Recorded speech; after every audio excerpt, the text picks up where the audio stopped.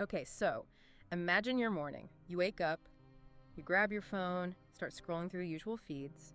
Then you pick your coffee, your outfit for the day, the playlist that, perfectly matches your mood. And before your day has even really begun, you've already made dozens of these little choices. Every single one you believe is an act of pure personal freedom.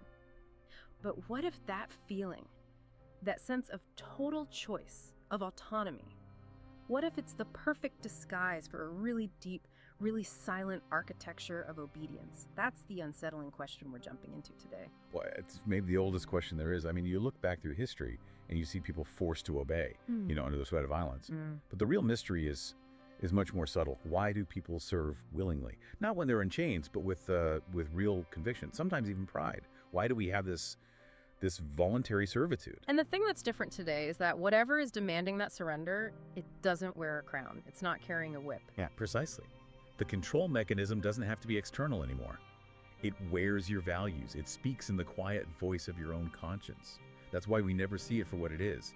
You're not born obedient. You are. You are made obedient, slowly, carefully. And the deepest psychological twist of all is that this surrender feels less like you're being subjugated and much more like virtue. It feels like you're being a good person. That's a provocative thesis. So if we're looking for this invisible contract we all seem to have signed, where do we even begin? Okay, let's unpack this. Where does the self-betrayal start? It starts at the very beginning of shared life. Civilization itself, just the act of living together, it demands a heavy price. And that price is the constant silent renunciation of instinct. In the deepest marrow of your being, you are trading raw, primal desire for peace. When you say instinct, we're talking about the really chaotic stuff, right? Yeah. The untamed parts of us. I mean, the engine room of the psyche, the explosive sexual hungers, the destructive rages, the raw will to just dominate. Those are the forces that, if they were totally unleashed, would just shatter any kind of collective life in an hour. So we agree to cage them. We do it in exchange for a world that's, well, relatively predictable. But we don't even see it as a trait anymore, do we? We swallow that surge of aggression toward a difficult coworker and we tell ourselves, I'm a mature adult. We just call it self-control. And that's exactly where the internal colonization happens. Think about it. That intense fury you feel when you're interrupted in a meeting, your instinct is to lash out, right? To humiliate, to destroy the threat.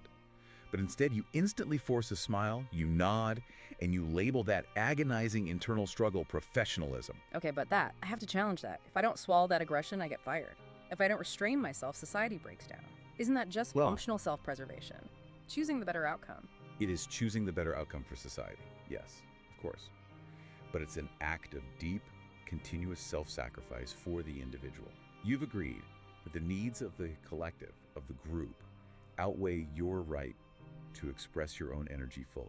That internal conflict, the one where you silence the instinct, that is the signature of civilization. It's a deeply political act happening entirely inside your own mind. So it's not just obeying a law out there. We're submitting to a law that's been internalized. What is that mechanism? We can think of it as a kind of moral censor. In the language of the psyche, it's the superego. And this is the critical part. It's not some divine law. It's a psychic implant installed by every social norm, every parent's look, every teacher's correction, every ad you've ever seen. A psychic implant. That's a terrifying concept. It's the voice of culture, whispering right inside your ear, the voice that says, that's not appropriate, or that's not who you are. That's just the accumulated echo of everyone who has ever tried to control your behavior.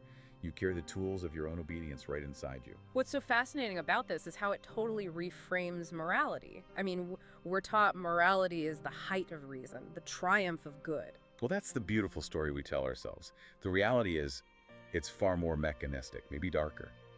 Morality, at its core, is really just organized repression. It doesn't come from pure goodness. It emerges from fear, the primal fear of chaos, if we all just followed our raw desires. We agree to give up the wilderness inside us so we don't have to fight each other in the street. Exactly. And once that moral censor, the superego, is installed, it needs an enforcement system.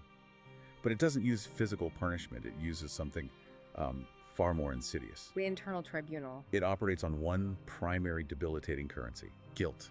Guilt is the psychic tax you pay for living in society, The moment you even desire something forbidden, whether it's, a sexual thought about the wrong person or rage at a stranger, you incur an instant psychic debt. You don't even have to act on it. The desire itself is the crime. The desire is enough.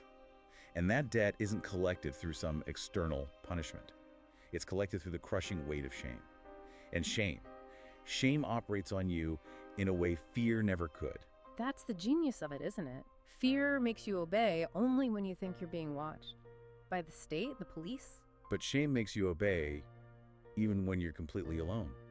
You're in a room by yourself with your own thoughts, and you still feel that sting of judgment. That's how culture secures total loyalty without any surveillance at all. You become your own permanent guard.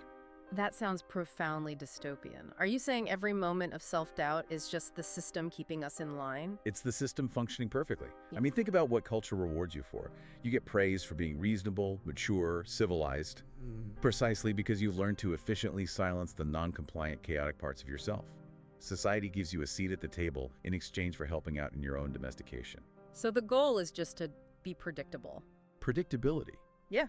And if you try to reject the rules, the guilt is often so profound that, people self-destruct. Or they're forced back into the fold just to stop the pain. We're trading our inner wilderness for a little bit of mental peace. But those powerful instincts, they don't just disappear when you bury them, do they? They're the forces that fuel us. If you cap the engine, where does all that energy go? It mutates. Yeah. It doesn't vanish. Repression alone isn't sustainable. The energy needs a channel, a release valve. And this is where the amazing mechanism of sublimation comes in. It's this alchemy where unacceptable urges get transformed into socially valued actions. So we're not getting rid of the energy, we're just rerouting it, sanitizing it. It sounds noble, creating great art or something, but you're saying this is really just domestication in disguise. We're laundering our instincts. It is domestication, and it's brilliant. Take aggression. The raw drive to dominate, it doesn't just disappear. It gets sublimated into ambition, climbing the corporate ladder. Instead of fighting your neighbor, you fight them economically. Same energy, different output, sterilized, made safe for consumption. Or the sexual impulse. It gets channeled away from chaos and becomes the obsessive focus you need to create art, the highly controlled romance we see in movies. Yes. Sublimation is what lets the system thrive by harvesting our repressed energy. Look at the historical implications. Think about the rise of industrial capitalism, especially through early Protestant movements. The Puritan example, they didn't just ban sinful behavior, they turned work itself into a sacrament. Idleness became a sin. Exactly. All that raw, primal human energy for pleasure, for celebration, it was violently rerouted. It wasn't allowed to be pleasure. It was forced into being relentless, dutiful productivity. And that process didn't just create wealth, it created a new kind of morally justified person. That's profound. So today's hustle culture, it isn't just about money. It's been moralized. You feel guilty for resting. You feel ethically judged. To fail to produce isn't just an economic failure, it's a moral one. You're translating all your inner drives, anxiety, status, aggression into a currency the system finds acceptable. And what's astonishing about right now, the digital age, is how hyper-efficient the sublimation has become. Digital culture seems to capture every single impulse. Nothing is wasted. You feel a surge of rage. You don't repress it, you translate it into a viral post. Deep loneliness, it becomes curated, monetized vulnerability on a social feed. Your sexual curiosity, it becomes data points for an algorithm. And we think we're expressing ourselves online, but what you're saying is that every one of those expressions is just another transaction inside the system. Every instinct is captured and translated into acceptable currency, content, clicks, commerce. Yeah.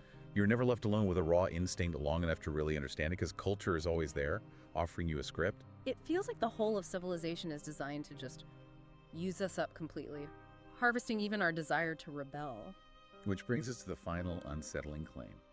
Civilization is not the cure for human darkness. It is its most refined expression. It's the systematic, institutionalized channeling of that darkness into productive outcomes. And the scar that's left over. We call that progress.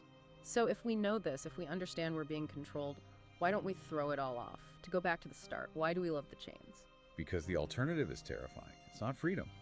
The alternative is facing the raw, untamed chaos of the primal forces inside us, both the love and the hate.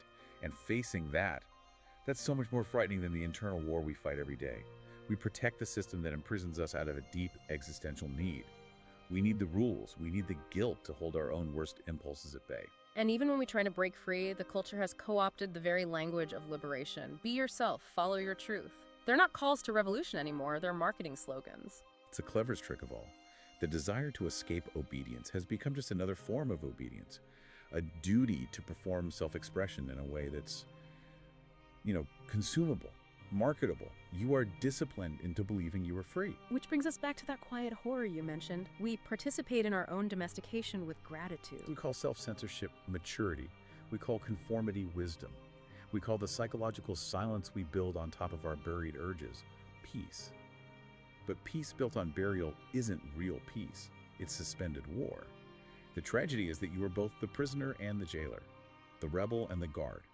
And the price of this shared peace is a perpetual internal war. So, what does this all mean for someone listening to this? It means we are one withheld impulse away from unraveling everything. Our daily obedience is this quiet, continuous offering we make to hold the fragile line of shared life. And in that sacrifice there is real nobility, but also a deep sense of mourning for the life we don't live. That nobility is undeniable. You silence your rage so the group can function. You sublimate desire so the whole thing doesn't break. But to move forward with this awareness, you have to sit with the next moment of internal conflict you feel. That urge to say the unsayable, to do the forbidden thing, and ask yourself two very difficult questions. First, is this tension I feel?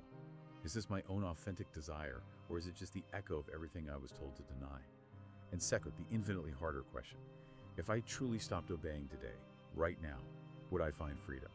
Or would I finally meet the terrifying, untamed part of myself I've been running from all along? The answer isn't in this philosophy we've talked about. It is in the silence that follows the question.